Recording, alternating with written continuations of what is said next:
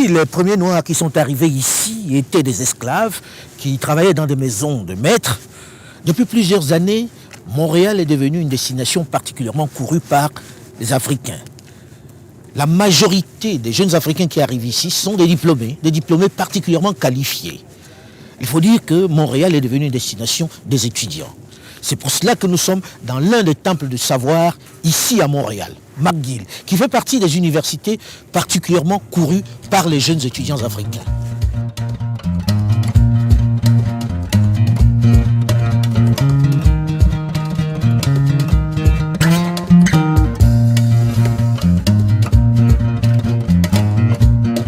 Située en plein cœur de la ville de Montréal, l'université de McGill est l'une des plus anciennes et des plus prestigieuses du Canada et considérée comme la meilleure université du Québec. McGill accueille chaque année près de 40 000 étudiants, dont 25% d'étrangers. Mais elle fait partie d'un dispositif bien plus large qui fait de cette province canadienne l'un des pays les plus attractifs pour poursuivre ses études. Montréal a d'ailleurs été élue à plusieurs reprises première ville étudiante au monde. La métropole québécoise ravissait ainsi cette place de leader qui, pendant près de 4 ans, avait été trustée par Paris. Je m'appelle Aline Karda et je suis étudiante en mathématiques et en économie à l'université McGill. Moi, je suis Diallo Mamadou. Comme je dis à tout le monde, moi, je viens de la région du Niger. Pas du pays du Niger, mais de la région du Niger. Et j'étudie en économie et finance à l'Université du Québec à Montréal. Nel Foka, Camerounais, étudiant à Concordia en génie méca. Je m'appelle Kevin Carbera.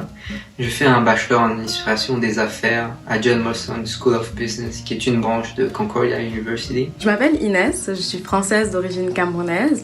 Je suis étudiante en marketing et en commerce international depuis 3 ans ici à Montréal à John Molson School of Business, donc dans l'université Concordia. Une fois au Canada, j'ai fait un certificat au HEC de Montréal. Montréal, j'ai pas choisi.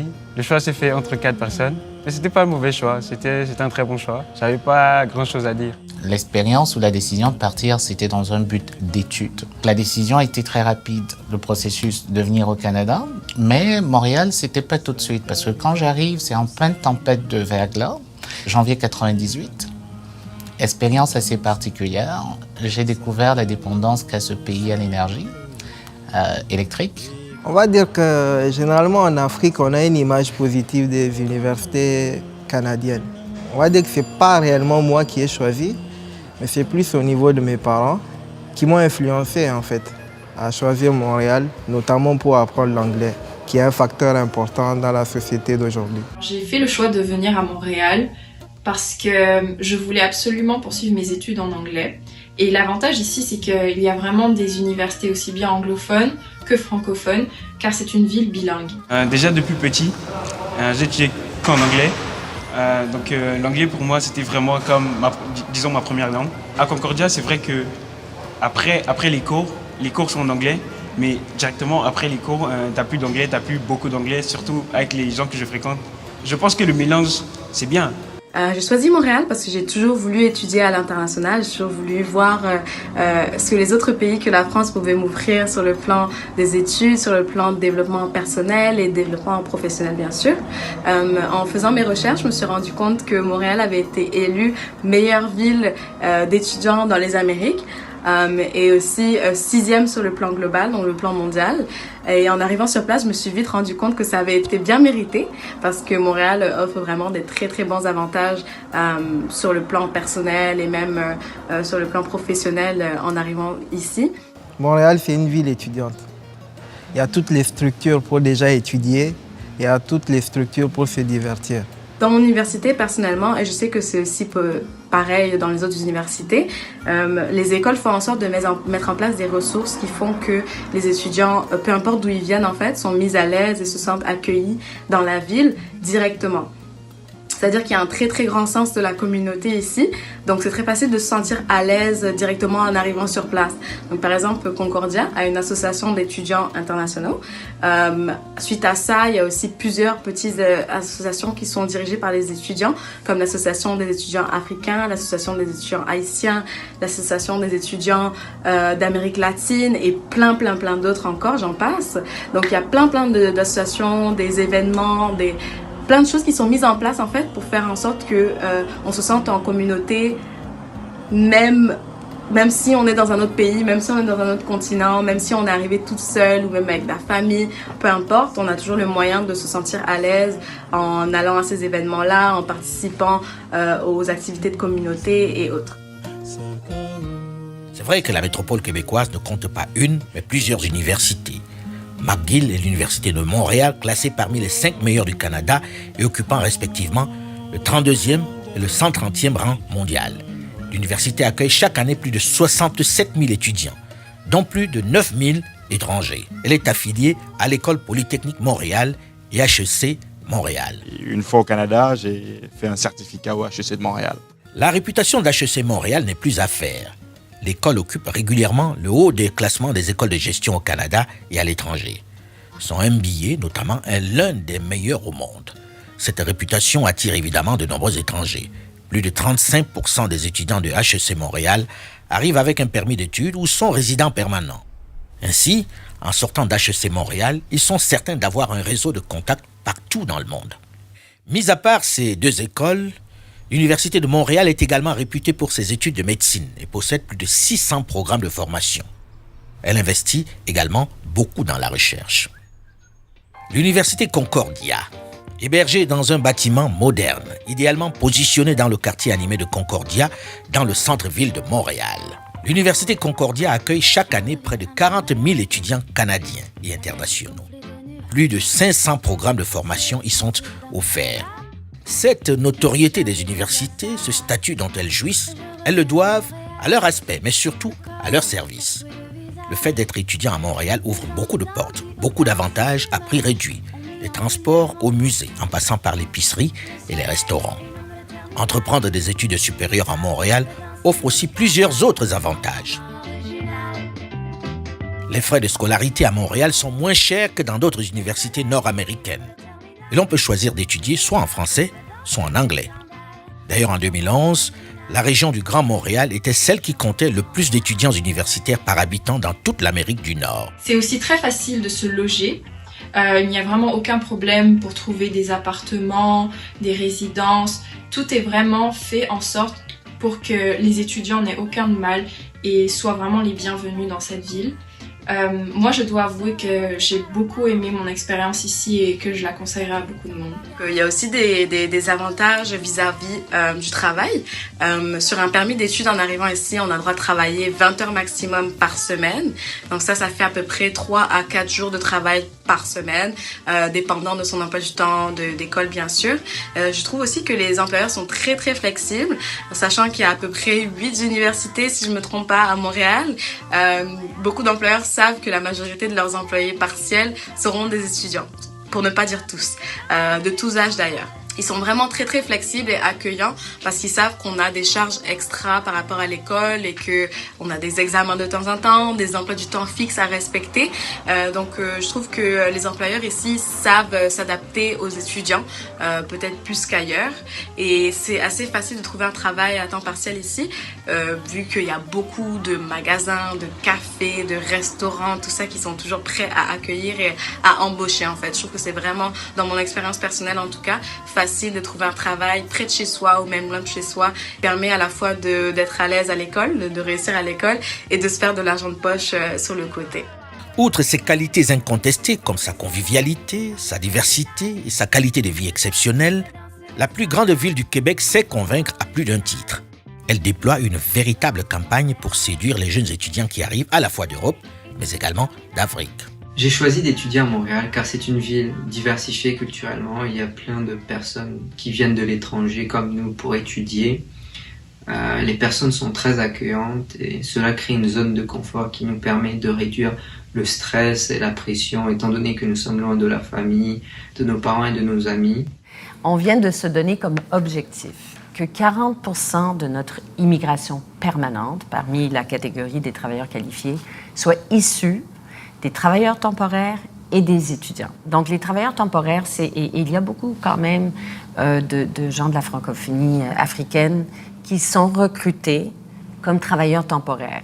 C'est peut-être pas un concept qui est très développé en France parce que oui, il y a des gens qui sont là pendant une période, mais c'est très organisé. Mais il faut faire la preuve qu'on a vraiment besoin de ce travailleur. Donc, l'entreprise a un fardeau et faire la démonstration qu'on a besoin de ce travailleur. Mais dans certains secteurs, je vous dirais que sans les travailleurs temporaires, il y a des secteurs qui ne pourraient fonctionner. L'aéronautique, notamment, à Montréal. Des ingénieurs en aéronautique, je pense que c'est à peu près entre un tiers et la moitié qui sont de l'international. Situation exceptionnelle tout de même lorsque l'on sait combien les mêmes étudiants africains rencontrent tellement d'embûches, de difficultés à obtenir un visa pour aller poursuivre leurs études dans les pays européens ou aux États-Unis d'Amérique. Dans notre politique d'immigration, il y a tout ce qui concerne la sélection et on fait la promotion.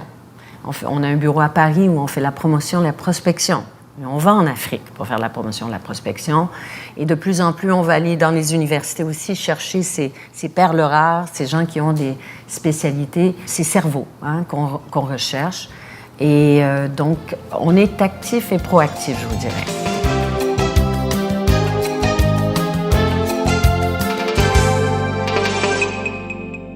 J'ai si longtemps rêvé de ce pays lointain que j'ai réinventé ses bruits et ses parfums. Les rythmes d'aujourd'hui mêlés aux sons d'hier. Autres arguments souvent mis en avant par les autorités de la province du Québec pour séduire les futurs étudiants, d'abord la diversité de l'offre de Montréal, des domaines d'expertise et des programmes uniques au monde, comme l'intelligence artificielle, des opportunités d'emploi pour les étudiants internationaux pendant et après leurs études, un environnement propice aux jeunes entreprises et aux jeunes entrepreneurs. Et Montréal est présenté comme la ville la plus sécuritaire parmi les 20 plus grandes régions métropolitaines du Canada et des États-Unis d'Amérique. On veut les intéresser à faire leur vie ici au Québec. Donc, ceux qui parlent français, il n'y a pas de problème. Après un an, on leur dit, savez-vous, vous êtes admissibles pour l'immigration permanente. Le programme s'appelle le PEC, le Programme d'expérience québécoise. Et c'est tous les domaines. On ne fait pas de sélection de quelle faculté vous venez.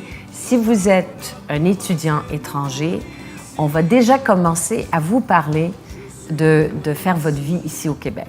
On a signé des ententes. Vous avez peut-être rencontré Montréal International, Québec International. C'est des organismes qui ont des missions, une grande mission pour inviter des sièges sociaux d'organismes internationaux ici au Québec, mais aussi faire la promotion du Québec à l'international et notamment pour intéresser des étudiants étrangers.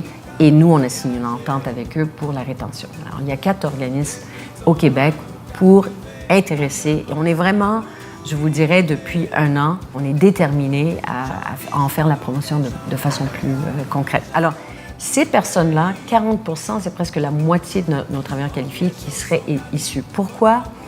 Parce qu'ils ont déjà une longueur d'avance en matière d'intégration.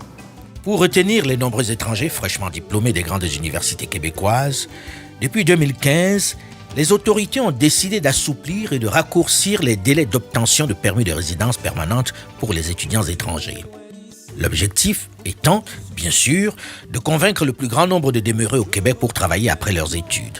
Il s'agit évidemment de combler un manque de main-d'œuvre dans certains secteurs, mais aussi pour faire fructifier les liens avec leur pays d'origine. J'avais vraiment envie de rester ici après mes études parce que je pense que c'est important d'avoir un peu d'expérience de travail si jamais je veux retourner dans mon pays plus tard. Et les gens sont franchement très accueillants ici. J'ai eu aucun problème pour m'intégrer et c'est vraiment une expérience que je conseillerais à beaucoup de monde. Moi, après ma formation, j'aimerais rester un peu à Montréal pour me faire de l'expérience professionnelle. Heureusement, j'ai la chance que Concordia met en place plein d'événements qui permettent aux étudiants de rencontrer les entreprises, à la fois des entreprises montréalaises et même des entreprises canadiennes en général, qui font en sorte qu'on rentre dans le marché du travail avant même d'avoir terminé nos études. Ça nous permet de voir un peu ce que le marché du travail peut nous proposer, quelles entreprises sont là pour nous accueillir, quelles entreprises sont là d'ailleurs pour faciliter l'entrée dans le marché du travail pour des étudiants qui viennent juste de graduer ou même avec des stages par exemple. Donc j'ai pour plan en fait de profiter de cette opportunité-là et de travailler pour une des entreprises montréalaises par exemple, car beaucoup d'entre elles sont aussi reliées avec les autres villes du Canada. Donc ça veut dire que je peux trouver un travail ici à Montréal dans une boîte montréalaise, mais ils peuvent me déployer par exemple à Toronto Toronto ou à Vancouver. Et je trouve que c'est une très très bonne opportunité dont je compte profiter. Je pense que je resterai après mes études à Montréal afin d'acquérir de l'expérience professionnelle qui pourra apporter quelque chose à mon futur et à mon pays d'origine quand j'y rentrerai plus tard. Alors sachez que le processus d'immigration, il est sanctionné par l'obtention de la citoyenneté canadienne. Alors depuis plusieurs années, je suis citoyenne canadienne d'origine ivoirienne. Il y a 20 ans plus tôt, je dirais, l'immigration, elle était déjà le coût des études, elle était d'abord estudiantine. C'était une nouvelle destination d'étudiants qui arrivaient. La génération d'avant, c'était des boursiers, la plupart. Le Canada était trop loin, ça ne faisait pas partie de la carte.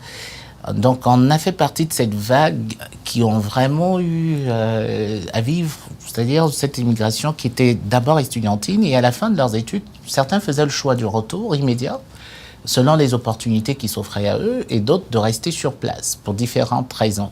Par la suite, effectivement, avec la crise économique en Europe, la donne a eu à changer. On a vu une vague d'immigrants qui arrivaient de partout. Pas directement d'Afrique, mais d'étudiants qui avaient fini leurs études en Allemagne, en Belgique, ailleurs, qui venaient s'installer au Canada. Maintenant, l'immigration, elle est différente, c'est-à-dire on a un mix des deux. Sans doute d'étudiants formés au Canada, mais de plus en plus, avec la procédure du regroupement familial maintenant, il y a un flux migratoire qui transcende un peu tous les horizons, ça a changé la donne. Bon, est-ce qu'elle est moins bonne que la précédente ? Je ne pense pas, je pense qu'elle est conforme, si on veut, aux strates de la société. D'ailleurs, on a des études qui en parlent, non ?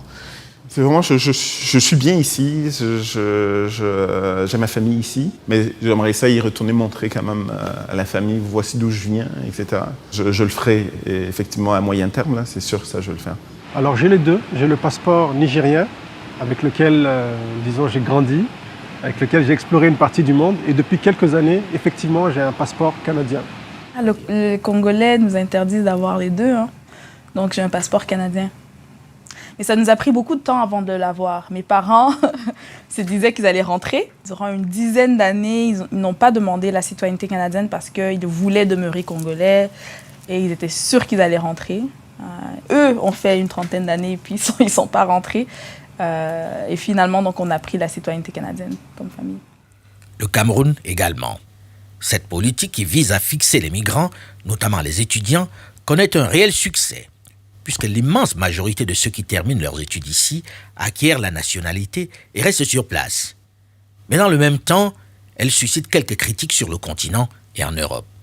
Des fois, on nous dit, mais est-ce que vous sentez que vous êtes en train de démunir et dérober ces pays de leurs talents? Premièrement, je pense qu'il y a beaucoup, beaucoup de talents dans ces pays et le Québec joue son rôle, mais c'est surtout le Canada qui contribue de façon importante au développement de ces pays. Mais d'après ce que je comprends, il y a beaucoup d'investissements et d'argent qui retournent aussi dans ces pays. Il y a des recherches qui ont été faites dans ce sens. Mais quoi qu'il en soit, l'immigration, moi je suis la ministre de l'Immigration, évidemment, mon intérêt, notre intérêt, c'est de recruter ces gens qui veulent venir ici, qui veulent faire leur vie ici. Mais c'est sûr que nous, on recherche des immigrants qui correspondent aux besoins de nos entreprises. Ici, à Montréal, on développe beaucoup des secteurs d'excellence à haute valeur ajoutée. C'est l'aérospatial, c'est les technologies, c'est les jeux vidéo. Alors, ça demande des compétences qui peuvent être considérées comme effectivement élevées. Moi, je pense que c'est quand même des personnes qui peuvent redonner aussi après, qui peuvent créer des liens avec leur pays, qui peuvent avoir des idées aussi là, pour leur pays. On en voit beaucoup. Nous, ici, à la Chambre, même comme organisation, on a plus que 30% de nos employés qui sont issus de l'immigration. Et on voit les liens qu'ils gardent avec leur pays, des idées que ça peut leur donner. C'est des gens qui ont encore des contacts là-bas. Alors moi, je pense que ça favorise une créativité, un enrichissement mutuel. J'ai le passeport canadien. J'ai été naturalisé canadien. Mes origines sont en Afrique. Vous le savez, on le dit qu'un tronc d'arbre a beau séjourner longtemps dans l'eau, cela ne fait pas de lui un crocodile. Alors, donc, oui, je suis canadien, mais j'ai des origines africaines. Je reste, comme vous, un Africain dans l'âme. En réalité, Les 241 405 immigrants africains vivant au Québec, si un grand nombre a choisi de rester sur place, de s'intégrer, de devenir des Québécois, ils gardent pour la plupart un lien particulièrement fort avec leur pays d'origine en particulier et leur continent en général. Le passeport canadien, ils le portent certes avec fierté, mais le cordon reste presque intact avec leur pays. Je suis Camerounais. On ne peut pas mettre de côté sa nationalité. C'est ma personnalité, c'est mon âme. Nous tous, on veut partir. Et d'ailleurs, je viens du Mali il y a deux semaines. J'avais été invité par le gouvernement malien pour 2 jours de concertation sur la politique de la migration irrégulière. Donc, c'est à partir des expertises qu'on a ici, des expériences, qu'on nous fait appel. Donc voilà une façon de pouvoir retourner au Mali ou en Afrique pour mettre en place des politiques d'immigration. C'est sûr que retourner en Côte d'Ivoire, retourner dans nos pays, c'est ce pays-là qui nous a formés de façon, on va dire, originelle. Ce pays qui porte tous nos souvenirs, notre culture en grande partie. C'est quelque chose auquel on y pense. J'ai des amis qui sont retournés, qui ont de très très belles situations. À chacun sa fortune, il y en a qui sont partis, qui n'ont pas pu s'intégrer, qui sont revenus. J'ai beaucoup d'amis africains aussi, que ce soit du Cameroun, de Côte d'Ivoire, qui sont intéressés à retourner faire des affaires là-bas et qui ont même des projets et qui aimeraient aller les implanter là-bas, effectivement. Et parce qu'ils disent que nous, ici, on a un savoir. Peut-être parfois là-bas, ils ont des matières premières, donc ils essaient de mettre ça ensemble, où il y a une force qui n'est pas exploitée et qu'eux, ils voient comment ils pourraient mieux l'exploiter. Donc, ils aimeraient ça aller donner leur coup de pouce un peu. Je suis parti d'abord de l'Afrique. J'ai d'abord travaillé en Afrique longtemps. Ma boucle va revenir. Il faut que je la fasse, ma boucle. J'ai travaillé longtemps d'abord en Afrique. Je suis parti en France parce que j'avais une source de connaissances. J'avais toujours envie d'évoluer. Je suis venu au Canada et je repartirai aussi en Afrique. Ça, c'est mon objectif final. Sur 2 choses. D'abord, je me bats actuellement à travers mon entreprise. Je me bats aussi actuellement à travers la structure que j'ai mise en place par ce bouquin-là pour pouvoir continuer sur 2 aspects en Afrique. Premièrement, au niveau de la formation de mes frères, surtout de l'élite africaine, et de l'autre côté, à travers l'expérience que j'ai emmagasinée aussi bien en France, ici, faire ce qu'on appelle le transfert d'expertise. Je pense que je n'ai jamais quitté la Mauritanie. Je suis toujours sous une tente, que je suis ici ou que je suis là-bas. Je suis toujours avec des rêves de cette vie nomade qu'un jour va continuer. Et je trouve que ce que j'essaie, c'est vraiment approcher la vie que j'avais en Mauritanie, puis les gens que j'ai connus depuis ma naissance avec d'autres personnes et créer un pont humain qu'on trouve un échange qui est entre les deux. On peut être parti du Cameroun sans l'avoir quitté.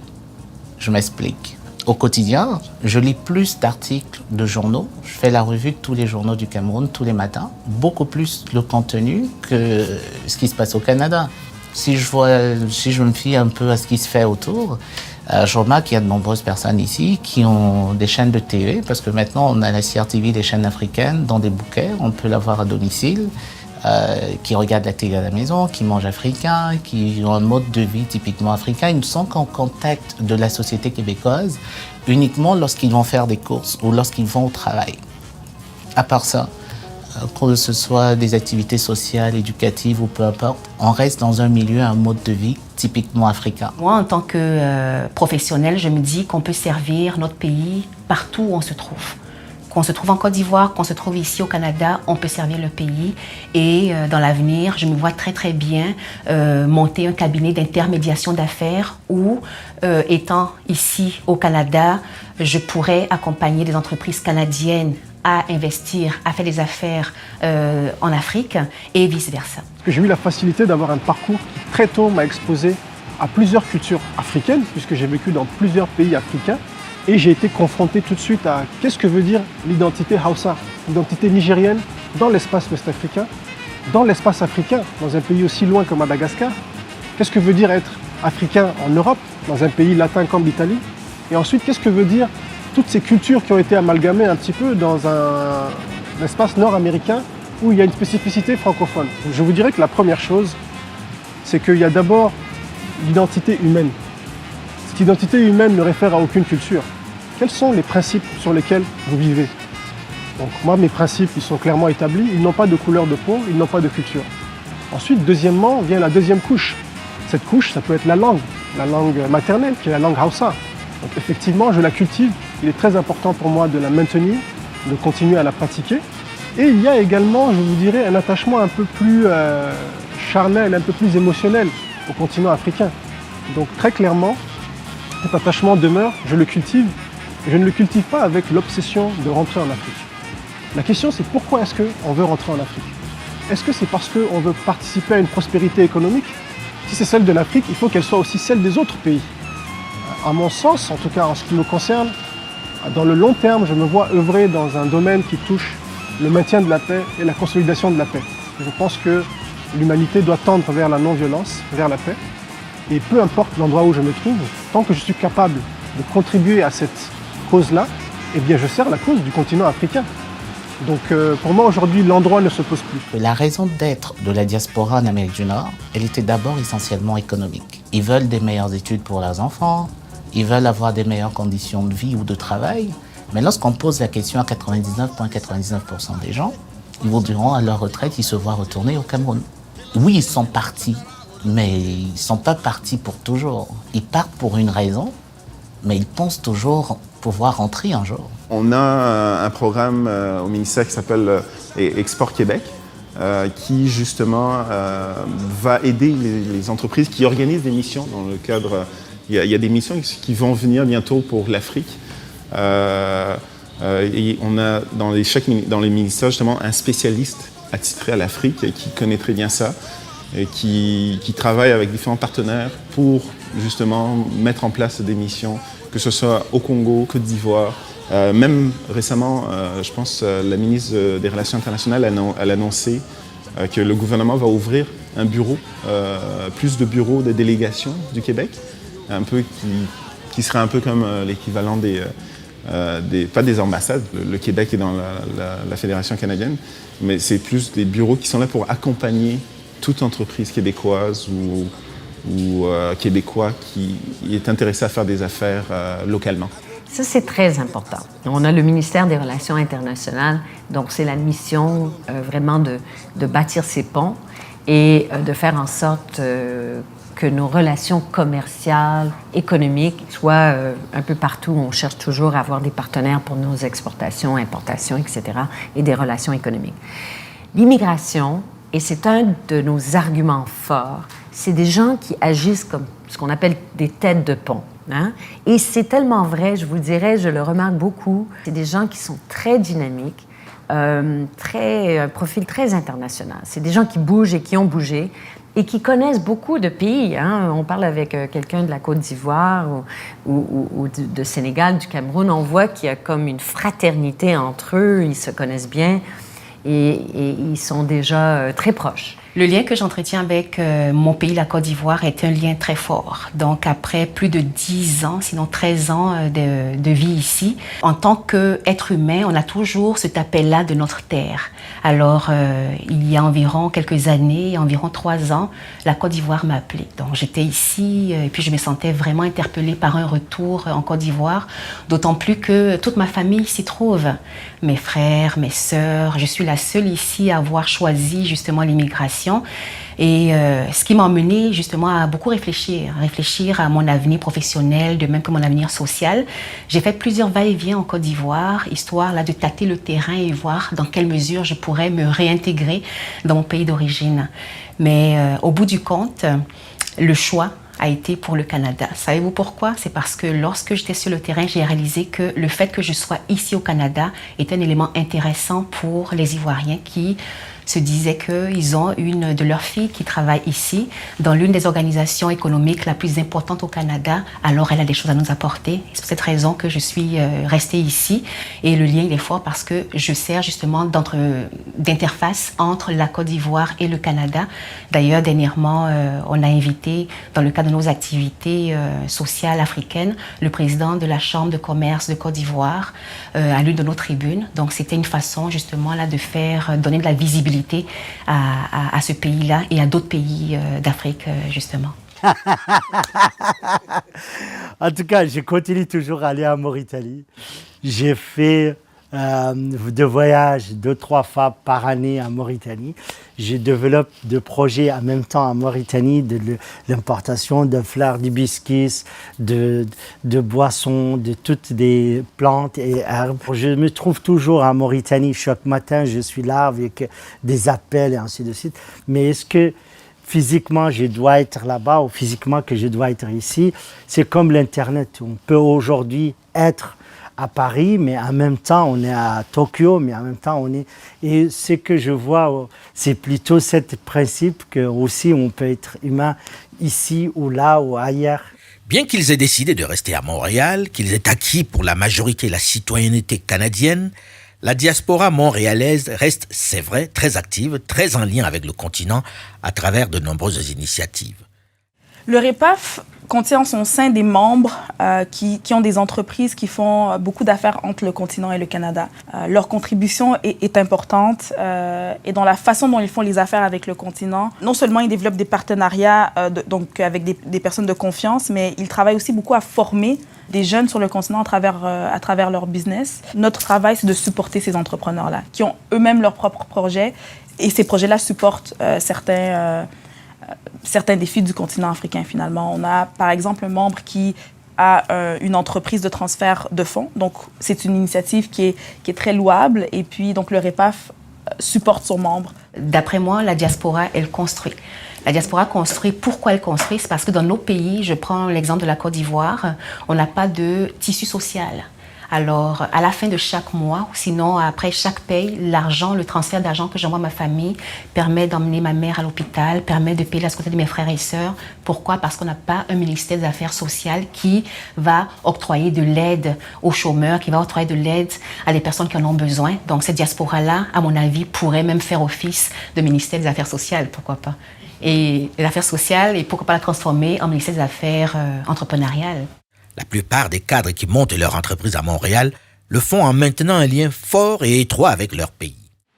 Je vois des jeunes, des hommes et des femmes qui sont dans des domaines, par exemple, dans les nouvelles technologies. J'en connais, j'en ai rencontré, je les vois œuvrer.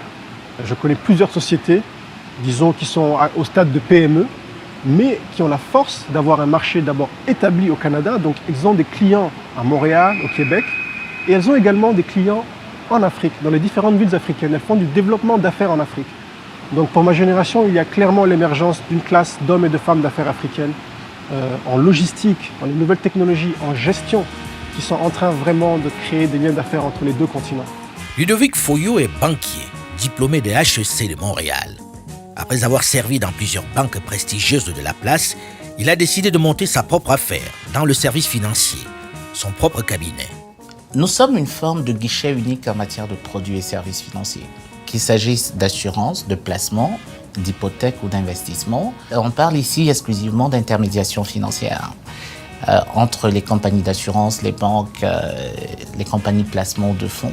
Notre rôle ou notre mandat, c'est vraiment de faire l'analyse des besoins de chaque client et de trouver des produits qui sont spécifiques, évidemment, à ce qu'ils recherchent. Compte tenu du fait que les clients savent de plus en plus, on a affaire, je prends souvent l'exemple il y a 10 ans plus tôt versus ce qu'on a comme consommateur aujourd'hui. On a des consommateurs qui sont de plus en plus avertis. Ils connaissent ces produits, ils savent qu'ils peuvent magasiner. Le fait qu'on n'a pas d'étiquette fait en sorte qu'on peut passer à travers l'offre du marché pour vraiment arriver à constituer un portefeuille qui correspond aux attentes. Et au-delà de ses clients québécois, son affaire est particulièrement tournée vers son pays, vers la clientèle camerounaise et le Cameroun avec qui il entretient un important courant d'affaires. Une entreprise qui s'appuie sur le rêve de retour qui anime la diaspora. J'ai mis sur pied un modèle d'affaires qui aujourd'hui fonctionne quand même relativement assez bien, qui me permet de faire le lien aussi, qui est Camerhouse, la plateforme effectivement qui gère tout le processus de financement des prêts au Cameroun. D'un point de vue d'affaires, nous assurons la représentation du Crédit foncier du Cameroun, qui est la banque de l'habitat, pour l'Amérique du Nord, de manière exclusive le Canada et puis non exclusive les États-Unis. Ça, c'est des contrats qui nous lient. J'y vais parce qu'au-delà même de cette représentation, nous avons mis sur pied une plateforme Camerhouse qui accompagne effectivement des porteurs de projets pour les aider à réaliser leurs projets immobiliers sur place. Donc, on fait dans la construction aussi maintenant. Donc, conception de projet, financement et construction. Atik Ould a opté pour la transformation des produits venus de Mauritanie. Dans son restaurant situé dans l'un des quartiers les plus branchés de Montréal, il fabrique des jus de bissap. C'est comment trouver des produits qui peuvent avoir un développement local sur la population et qui a des biens et qu'on peut le vendre. Alors c'est pour cela qu'on a pensé à l'hibiscus, le moringa et d'autres plants. Et puis petit à petit, j'ai commencé à le commercialiser ici dans des boissons que je fabrique ici à Montréal et adapté à la demande de clients qui sont ici, de gens qui veulent un produit santé, moins de sucre surtout, et qui a plus de fer ou de calcium ou de vitamines, et puis qui sont aussi préparés selon les méthodes et l'inspection des aliments canadiens ou le MAPAC et le ministère de l'Agriculture du Québec, ou la certification des écocerts, qui est une certification biologique qui est très difficile aussi. Alors j'avais 3 et que je dois en même temps chercher des clients potentiels et puis petit à petit j'ai rempli de bouteilles, je passe dans les épiceries, très simple, et puis les mettre sur les étagères dans les coins et puis les gens ils souffrent de manque d'un produit qu'on sait qui l'a fait, comment il est fait, où il vient d'origine, ainsi de suite. Et c'est ça le succès de Bissap que je fabrique parce que on peut rentrer dans le restaurant en arrière puis voir là où c'est transformé, on peut voir les sucres, tu vois, tous ces éléments qu'il y a autour. Et Dieu merci, il y a plus de 150 000 bouteilles par année, tout fait à la main. Et c'est ça. Alors, c'est un petit commerce, mais qui va doucement. Et puis, c'est la fleur qu'on trouve dans cette région, qu'on l'importe et qu'on le transforme. Hamidou Maïga, lui, a choisi de s'investir dans l'agriculture avec le Niger, son pays d'origine. Avant de venir ici, quand j'avais fini mes études au Maroc, j'avais fait un groupement d'intérêt économique, ça s'appelle un GIE, qui s'appelait la Boussitari. La Boussitari, en langue jarma, ça veut dire « la terre ne ment pas ». Pendant toutes les années où j'étais là-bas, j'exploitais les terres familiales et je participais aussi à toutes les activités qu'il y avait autour du village. Et quand je suis venu ici, une ONG a ensuite été créée qui porte le même nom par mon père pour exactement le même objectif, la promotion de tous les jeunes, de tous les groupements, de tous les agriculteurs de la région de Karama et de Tillabéri dont je suis originaire. Donc moi, je reste tout le temps en contact avec mes cousins, avec mes frères pour leur donner un appui technique pour pouvoir savoir comment est-ce que leur projet évolue et puis voir à quel niveau est-ce que moi je peux intervenir. Le domaine d'intervention de Freddy Noumeyi est dans celui des transferts d'argent. Square Union, qui a survécu au départ de ses associés, est essentiellement tourné vers l'Afrique et répond à un important besoin des membres de la diaspora, celui de l'envoi régulier d'argent à leurs familles restées au pays. La petite entreprise qui est sortie de la couveuse de Concordia doit faire face aux grands mastodontes qui dominent cette activité.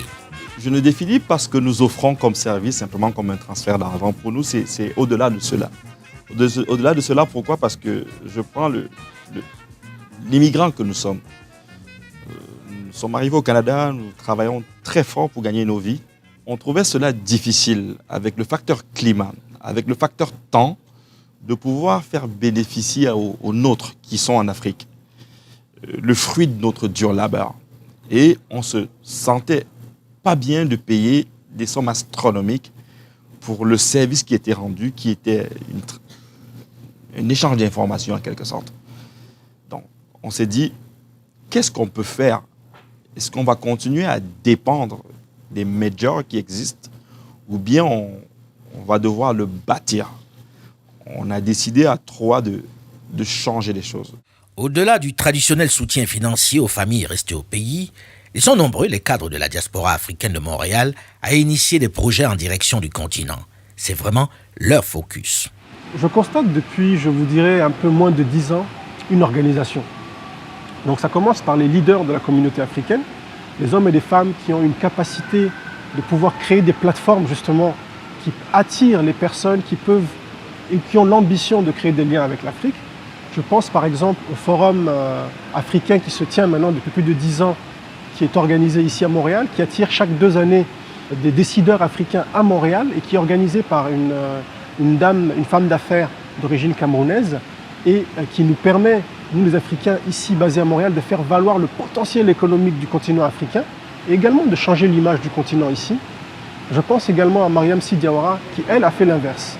Elle a mis en place un festival qui se tient à Abidjan, une fois par année, sur 3 jours, un festival dédié à la technologie, aux entreprises technologiques et à l'innovation, qui s'appelle Africa Web Festival. Et donc ça permet aux jeunes Africains qui sont établis à Montréal, qui sont intéressés par ce concept, de pouvoir aller à Abidjan une fois par année, de pouvoir découvrir qu'est-ce qui se fait dans cette métropole au niveau de la technologie, de l'innovation, et de créer des ponts avec d'autres villes africaines pour essayer de voir comment est-ce qu'ils peuvent développer leurs affaires ou créer des liens avec des gens avec qui ils peuvent échanger et éventuellement travailler ensemble. Alors dernièrement, j'étais au Forum de la diaspora et j'ai eu des confirmations de chiffres disant que le poids économique et le poids démographique de la diaspora constituaient une force au point de pouvoir justement ériger cette diaspora-là en région de Côte d'Ivoire. C'est dire à quel point nous travaillons fort. Je pense que le problème, sinon le défi, c'est de pouvoir mettre ces efforts-là dans des projets structurants. Des entreprises, des initiatives entrepreneuriales, des initiatives justement d'aide. Moi, je pense que c'est beaucoup plus un problème de structure. Bien organiser cet argent-là, bien organiser ces idées-là, cette force-là en vue de mettre en place là, des éléments concrets dans nos pays. Le reproche est le même que dans l'immense majorité des diasporas africaines à travers le monde. L'aide est souvent mal organisée et se résume essentiellement à ce que l'on a appelé l'économie Western Union, c'est-à-dire qu'elle se résume au soutien aux familles, sans création de richesse, sans valeur ajoutée, ce qui est illogique et incompréhensible lorsque l'on connaît le niveau de qualification de ses membres. Un paradoxe quand on sait que la diaspora africaine est le premier financier du continent devant toutes les institutions financières internationales et les différentes aides au développement apportées par les grandes puissances. Alors, cette diaspora a une initiative très intéressante qui consiste justement à mutualiser l'ensemble des fonds que les Haïtiens emmènent dans leur pays et bâtir des projets avec ces fonds-là plutôt que les disperser comme ça. Donc, je pense que si on s'inspire des meilleures pratiques et qu'on n'essaie pas de réinventer la roue qui est déjà présente, on pourrait faire des choses intéressantes. Donc la réponse, c'est il faut structurer nos actions. Mais si l'on reproche à la diaspora son manque d'organisation pour structurer cette importante manne financière, elle dénonce aussi, de son côté, le manque de soutien et d'organisation des gouvernements subsahariens pour faciliter leur implication, pour fluidifier leur apport dans le processus de construction. Avec le Niger, il n'existe pas de structure formelle qui me permette de le faire et donc on passe plus par des contacts personnels, on passe par des personnes qui peuvent nous être présentées pour essayer de créer des liens. Donc je le fais à mon échelle, ce n'est pas impossible, mais c'est moins structuré, disons, que lorsqu'on est un Européen ou un Canadien qui veut faire des liens avec son pays. Nos frères africains ne réagissent pas comme on souhaite.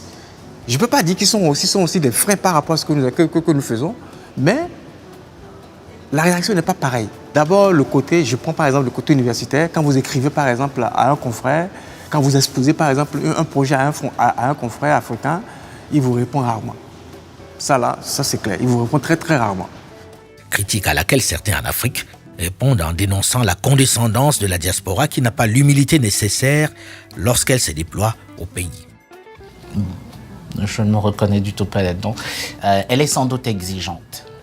Elle est exigeante parce qu'elle vit dans un univers qui est différent de ce qu'on observe en Afrique. Elle a des attentes en termes de qualité de service ou de qualité de vie ou le rapport aux autres, si on veut. Elle est un peu différente ou nuancée par rapport à ce qu'on a l'habitude de voir, et c'est normal. Ça, c'est le fait culturel. Mais 20 ans après au Canada, mais on en arrive toujours à nous demander d'où nous venons. C'est une question qui va être parfois récurrente. On a beau se fondre dans la masse, on a beau l'avoir adopté comme on veut, comme pays, on se demande toujours d'où on vient. Alors je suis souvent surpris lorsqu'on retourne au Cameroun, on nous pose la même question. Mais on n'est pas nulle part. Je pense qu'on est des êtres riches d'une double culture, d'un savoir-faire, d'une expertise sans doute, parce qu'on a eu l'occasion de pratiquer ou d'avoir une expérience ailleurs, de voir comment les choses marchent de manière différente, surtout dans des systèmes anglo-saxons comme ici. Et quand on rentre au Cameroun, c'est sûr qu'on a un décalage. 20 ans d'absence, ça se remarque. Plusieurs membres du REPAF ou des personnes qui sont passées par le REPAF sont maintenant sur le continent africain et occupent des postes de leadership sur le continent africain. Donc le réseau, le REPAF, l'organisation, maintient des liens, bon, pour l'instant informels, avec ces personnes-là. Dans les prochaines années, ces liens vont se formaliser, c'est-à-dire le REPAF deviendra plus actif sur le continent africain avec ces personnes. Donc, au final, il y a des Africains qui ont connu le Canada, qui ont connu Montréal ou le Québec, qui ont un certain attachement envers le Canada, qui sont sur le continent africain et qui aimeraient utiliser un réseau comme le nôtre, finalement, pour développer leurs affaires. Au bout d'une année de recherche, n'ayant aucune réponse, il a fallu que je change mon fusil d'épaule. Comme Hamidou, ils sont nombreux, malgré les dispositifs élaborés pour les retenir au Canada, à souhaiter malgré tout retourner en Afrique. L'appel du pays reste fort, notamment chez les plus jeunes étudiants. J'aimerais vraiment retourner un jour au Cameroun, mais pour le moment, je ne sais pas. Je vais attendre de finir mon diplôme et voir ce qui se présente. Mais j'aimerais bien finir au Cameroun. Ouais. Moi, ma mission, en fait, c'est de venir apprendre et d'aller aider mon continent. J'ai conscience aujourd'hui qu'il y a de bonnes choses qui sont en train de se faire en Afrique et des choses un peu plus négatives. Et donc, je me sens en fait comme un ambassadeur. Et ma mission, réellement, en fait, c'est de vraiment aider mon continent. Ici, il y a vraiment de bonnes structures qui sont là après les études pour nous encadrer. Ça, c'est vrai. Mais je veux dire qu'en Afrique, on a un potentiel énorme, en fait. Et on ne se rend pas compte forcément de ce potentiel-là. Il y a vraiment des choses importantes à faire en Afrique et j'en ai conscience. Et ce qu'on a appris ici, si on arrive à le refaire ici, pourquoi pas faire mieux en Afrique, vu qu'il y a déjà quasiment tout à refaire là-bas. Donc je pense que l'avenir de demain, c'est l'Afrique. Je dirais mon rêve, c'est d'être dans le gouvernement camerounais, mais je ne sais pas encore où. Selon le cabinet Afrique Search, spécialisé dans le placement des cadres africains sur le continent, une forte tendance au retour s'est confirmée ces dernières années. Pour l'essentiel des diplômés dans les domaines des nouvelles technologies, du commerce international et de la finance. Mais globalement, le flux retour ici est beaucoup moins important qu'en Europe. La diaspora de Montréal s'est créé son coin d'Afrique ici, avec ses loisirs, ses marchés et ses centres d'intérêt.